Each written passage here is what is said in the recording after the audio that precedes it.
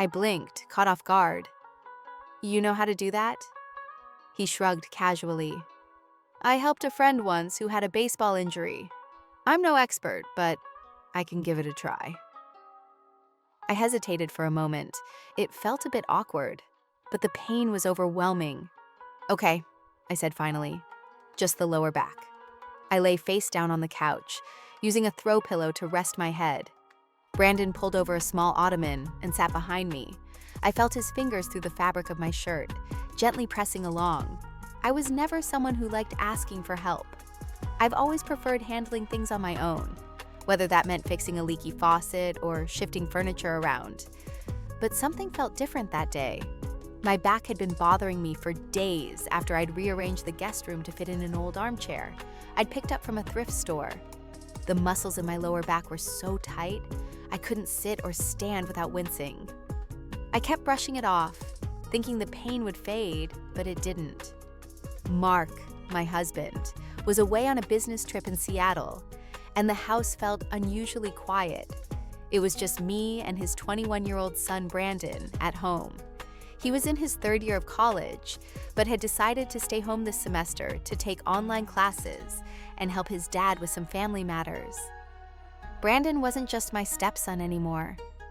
Over the years, we developed a friendship, one that came from shared routines, small conversations, and quiet understanding. We were comfortable with each other now, the kind of comfort that only builds with time. It was a slow Saturday afternoon when I finally gave in to the pain. I was sitting on the edge of the couch in the living room, twisting around in frustration, trying to reach the sore spot on my back. That's when Brandon came downstairs, barefoot and in sweatpants, holding a bottle of water.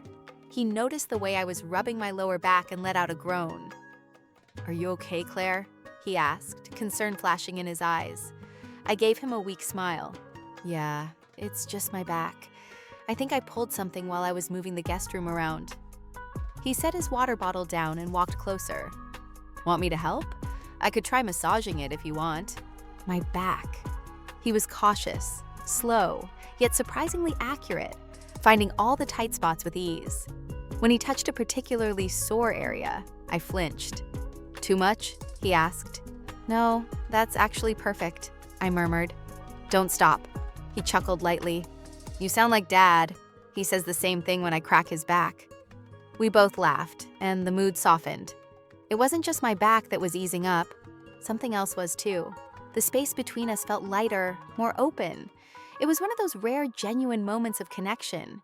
After a few minutes, he asked, "So, what were you doing in the guest room, moving all that heavy stuff by yourself?"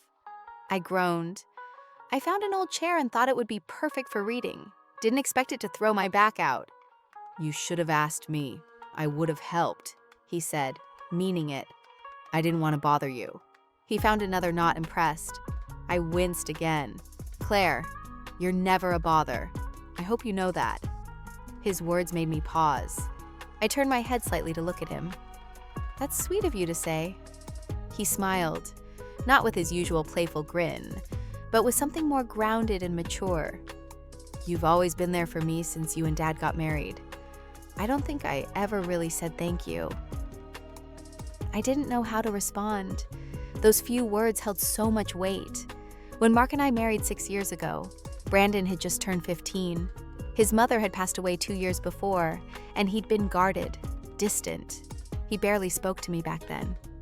But slowly, through shared meals, school events, and silent support, we built something real. "You don't need to thank me," I said after a moment. "You're family." His hands paused briefly, then continued more gently.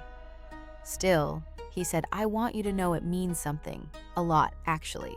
We let the silence stretch between us. My breathing steadied as the pain in my back dulled. Then he said something I didn't expect. Not inappropriate, just deeply personal. "Claire, can I ask you something kind of personal?" I tensed a little, but nodded. "Sure." "Do you ever miss being a mom? Like, do you wish you'd had your own kids?" I turned my head to look at him again. His eyes searched mine, waiting for honesty. "Sometimes," I admitted, "but I don't regret anything. Life took a different turn, and honestly, I feel like I got lucky. I got you. His eyes shimmered, full of feeling. I always wondered if you felt like you missed out. I slowly sat up, signaling that the massage could stop. He moved beside me on the couch, giving me space. You know, I said, motherhood isn't just about giving birth. It's about showing up, loving someone, even when they try to push you away. I may not have given birth to you, but I've loved you like my own. He looked down, brushing his hands over his knees. You've been more of a mom than I ever thought I'd have. It took me a while to see it. My heart filled at those words. Not every blended family reaches this place. Some stay fragmented forever. But we had found each other, really found each other. Suddenly, he laughed. Man, I didn't mean for this to turn into a therapy session. I just wanted to help with your back. I laughed too. Well, you helped, and then some. Maybe I should start charging, he teased. I'll pay you in leftover lasagna, I said with a wink. He grinned, his usual boyish charm returning. Deal. That evening, we had dinner together. Just the two of us. I reheated the lasagna I'd made a couple nights earlier, and we sat at the kitchen island, talking about his classes, future plans, and his interest in digital media. His face lit up when he spoke about a documentary he was editing. It was incredible to see how much he had grown, from a quiet, grieving boy into a thoughtful, ambitious young man. Later, Mark called, and we both chatted with him on speakerphone, catching him up on groceries, house stuff, and Brandon's newly discovered massage talent.